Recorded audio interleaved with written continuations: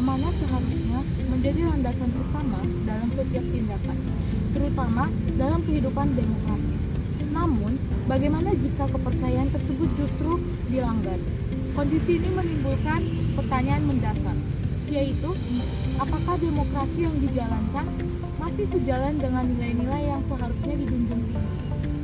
Dalam pembahasan ini akan dikaji secara lebih mendalam mengenai demokrasi Pancasila.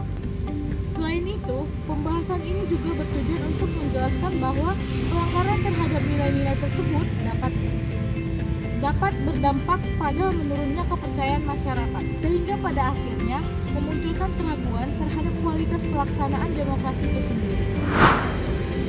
Demokrasi Pancasila adalah sistem demokrasi khas Indonesia yang menempatkan sebagai rakyat pemegang kedaulatan dengan berlandaskan nilai-nilai luhur Pancasila.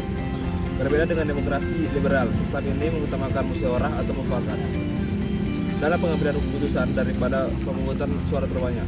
Tujuannya adalah menciptakan keseimbangan antara kebebasan individu dan kepentingan bersama di mana setiap kebijakan harus dipertanggungjawabkan secara moral kepada Tuhan, menjunjung tinggi kemanusiaan serta bermuara pada jalan sosial utuh rakyat Indonesia. Oke, sebelumnya kepada teman-teman saya sudah menjelaskan tujuan dan juga pengertian dengan demokrasi Pancasila. Pada kali ini kita akan membahas tentang studi kasus yang ada pada demokrasi Pancasila. Untuk studi kasus, di sini kami mengambil studi kasus di mana ada sebuah penggelapan dana yang dilakukan oleh Bank DKI kepada suatu jemaat di gereja Katolik tertentu. Untuk kasusnya bisa dilihat daripada gambar yang akan diberikan setelah ini. Oke, dari beberapa gambar di sini kami ingin menyimpulkan sedikit bahwa bahwa kasus ini terjadi diakibatkan dari beberapa uang yang telah disiapkan oleh para jemaat disalurkan ke bank, akan tetapi terdapat tidak ada transparansi dari bank atau di mana saat uang yang telah disalurkan itu hilang. Nah, dari sini kita bisa membuat ini menjadi berkesinambungan dengan apa itu demokrasi Pancasila, di mana demokrasi Pancasila adalah tentang menaruh kepercayaan. Nah, kepercayaan kita sebagai rakyat yang ingin menaruh uang atau ingin menyimpan uang di dalam bank akan semakin menurun dengan kepercayaan pada kita kepada bank.